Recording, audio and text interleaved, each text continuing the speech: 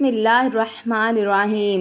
تاریخی انسانی میں جتنے بھی جنگجو جرنیل اور حکمران اب تک گزرے ہیں، ان میں چنگیز خان کا نام چند ابتدائی ناموں میں شمار ہوتا ہے، جنہوں نے مختصر وقت میں اپنی تلواروں کے بل بوتے پر دنیا کا نقشہ تک بدل ڈالا۔ چنگیز خان کو تاریخ میں خوف، دہشت اور بربریت کا ایک بھیانک باب جانا جاتا ہے۔ وہ ایک منگول سردار تھا جس نے 13 سال کی عمر میں تلوار اٹھائی اور 40 سال کی عمر میں پہنچ کر وہ چنگیز خان بادشاہوں کا بادشاہ بن گیا۔ چنگیز خان 1162 میں پیدا ہوا۔ اس کا اصل نام تموجن تھا، جس کا مطلب لوہے کا کام کرنے والا۔ صحرائے گوپی کے شمال میں دریائے کیرولین اور دریائے اونان کے زرخیز وادیوں میں ان گنت قبائل آباد تھے، جن میں سے کچھ منگول قبائل بھی تھے۔ انہی منگول قبیلوں میں لسوکائی نام کے ایک شخص کے گھر بچے کی ولادت ہوئی، جس کا نام اس نے تموجن رکھا۔ تموجن کی پیدائش پر قبیلے کے چند دانا لوگوں نے پیشن گوئی کی کہ یہ لڑکا بڑا ہو کر ظالم و جابر اور جنگجو حکمران بنے گا۔ ناظرین، منگول قوم میں ایک وحشی قسم کی شکاری قوم تھی۔ یہ علاقہ چونکہ برفانی تھا، لہٰذا انہیں برف باری، سردی اور بھوک سے بچاؤ کے لیے کھالوں اور خوراک کی ضرورت ہوتی، لہٰذا یہ لوگ چھپ کر اور گھات لگا کر باراسنگوں کا شکار کیا کرتے تھے۔ یہ لوگ سردی سے بچنے کے لیے جانوروں کی گوشت کے ساتھ ساتھ ان کے اندھے تک کھا لیتے تھے اور ان کا خون بھی پی جاتے تھے۔ جس وقت تموجن پیدا ہوا، اس کی قوم سینکڑوں خاندانوں میں تقسیم ہو چکی تھی، حتیٰ کہ ان کا اپنا قبیلہ بھی ان سے ناراض تھا۔ ابھی تموجن چھوٹا ہی تھا، اس کے باپ کو اس کے دشمنوں نے زہر دے کر ہلاک کر دیا۔ یہ وہ لمحہ تھا جس نے تموجن کا بچپن چھین لیا اور اس کی زندگی کو ایک نیا موڑ دے دیا۔ اس وقت وہ بالکل تنہا ہو کر رہ چکا تھا، لہٰذا اپنی ماں کے زیر سایہ اپنے دوسرے بہن بھائیوں کے ہمراہ وہ پروان چڑھتا رہا۔ اس کی ماں اکثر راتوں کو اسے اپنے پاس بٹھا کر اپنے آباء و اجداد کی بہادری اور جرات کے واقعات اسے سنایا کرتی تھی، جس کا تموجن پر بہت گہرا اثر ہوا کرتا تھا، لہٰذا اسی کی بدولت وہ بچپن سے ہی نڈر اور بہادر بن گیا۔ یوں وقت گزرتا گیا اور آخرکار 1175 کو اسے اپنے قبیلے کا سردار بنا دیا گیا۔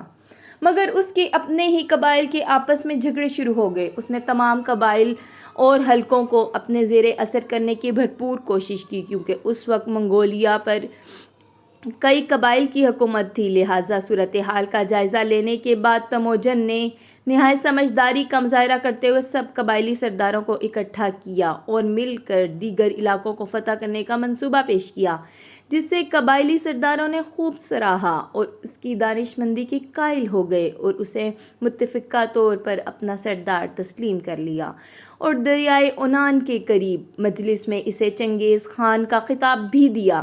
چنگیز خان نے اپنی منصوبہ بندیوں اور ذہانت کے بل بوتے پر منگول سلطنت کو ایک مضبوط ریاست کے طور پر متعارف کرایا۔ اس نے منگول سلطنت کی فوج کی تعمیر نو کی اور دیگر اداروں کو بھی مضبوط کیا۔ اس نے فوجی تنظیم کے جو اصول متعارف کرائے، وہ صدیوں تک فوجی ماہروں کے لیے مشعل راہ کا کام دیتے رہے۔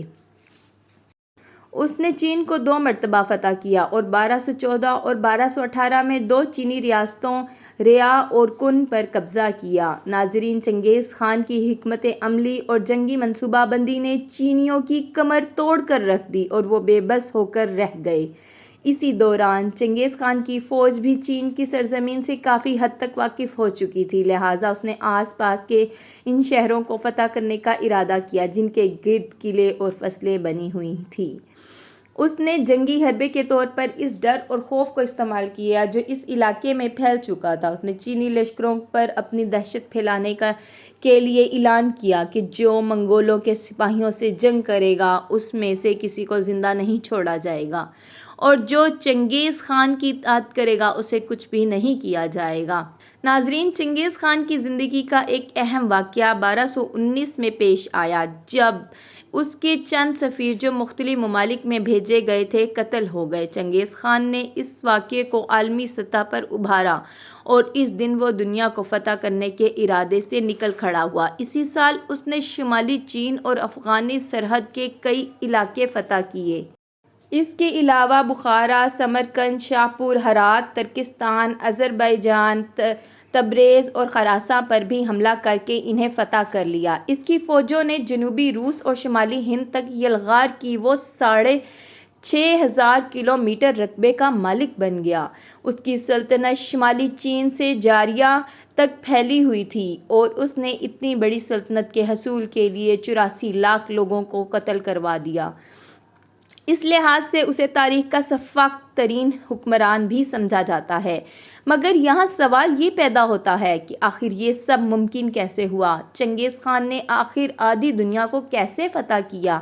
ناظرین، یہ ایک بہت ہی دلچسپ حقیقت ہے۔ در حقیقت بچپن ہی سے ذہانت اور بہادری کی بدولت مشہور ہونے والے چنگیز خان نے جنگی حکمت عملی کے لیے 2 فارمولے اپنا لیے۔ پہلا فارمولہ اس کی رفتار تھی۔ اس کے لشکر کی رفتار بہت زیادہ تیز تھی۔ وہ 1 ہفتے میں وہاں پہنچ جاتا تھا جہاں پہنچنے میں دوسری قوموں کو 1 مہینہ لگ جاتا تھا۔ اس مقصد کے لیے اس نے پیدل دستے ختم کر کے اپنا سارا لشکر گھوڑوں پر منتقل کر دیا۔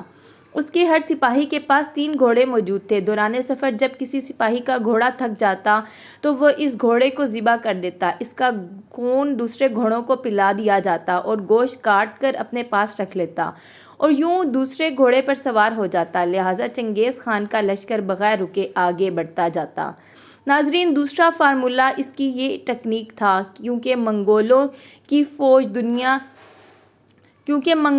فوج کے لوگ یتاتاری لوگ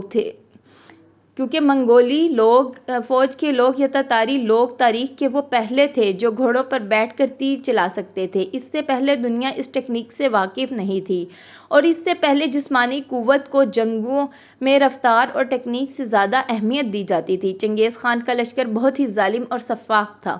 جب بھی کسی شہر یا علاقے کو یہ لوگ فتح کرتے تو اس جنگ کے دوران ہلاک ہونے والے لوگوں کی کھوپڑیوں سے مینار بنا دیا کرتے۔ جنگ کے دوران تمام لوگوں، بچوں، بوڑھوں، حتیٰ کہ جانوروں کو بھی قتل کر دیا کرتے تھے اور خوب لوٹ مار کیا کرتے تھے۔ ناظرین، چنگیز خان 18 اگست 1227 کو ایک جنگی مہم کے دوران مارا گیا تھا، جس کے بعد اس کے بیٹوں نے اسے اس کے غلاموں، بیویوں اور گھوڑوں کو ذبح کر کے اس کے خزانوں کے ساتھ کسی نامعلوم جگہ پر دفن کر دیا تھا۔ یوں چنگیز خان کی قبر 800 سال تک دنیا کی نظروں سے اوجھل رہی۔ مگر اکتوبر 2004 میں چنگیز خان کا مقبرہ دریافت ہوا اور دنیا کو پہلی بار اس کے مال و دولت اور شان و شوکت کا اندازہ ہوا۔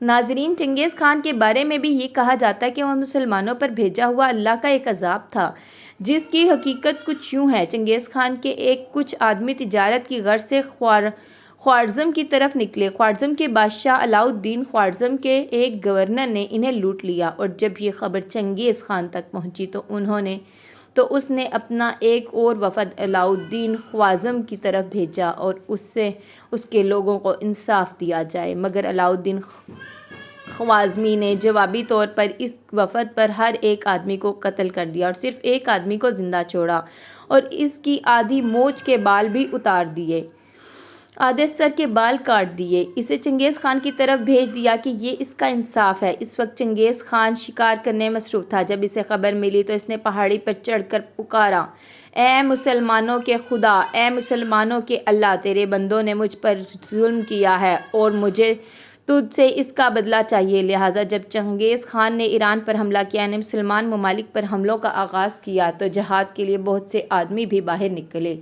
انہی آدمیوں میں سے کچھ اللہ والے لوگ بھی موجود تھے۔ وہ لوگ جب جہاد کے لیے نکلے تو انہوں نے دیکھا کہ چنگیز خان لشکر کے پیچھے فرشتوں کی جماعتیں موجود ہیں اور وہ یہ کہہ رہی ہیں کہ اے کافر جماعت، ان ظالموں پر ٹوٹ پڑو اور انہیں ختم کر دو۔ چنگیز خان اکثر کہا کرتا تھا کہ میں نے زندگی میں ہر دشمن کو شکست دی مگر میں اپنی تقدیر کو فتح نہ کر سکا، اور یہی دنیا کے اندر انسان کی حقیقت ہے۔ انسان سب سے لڑ سکتا ہے، ظلم و ستم کی داستان رقم کر سکتا ہے، مگر آخر میں اسے اپنے انجام کو ضرور پہنچنا ہے۔ انسان اپنی تقدیر کو اور موت کو کبھی بھی شکست نہیں دے سکتا۔ ویڈیو اچھی لگی ہو تو چینل کو سبسکرائب کر دیں۔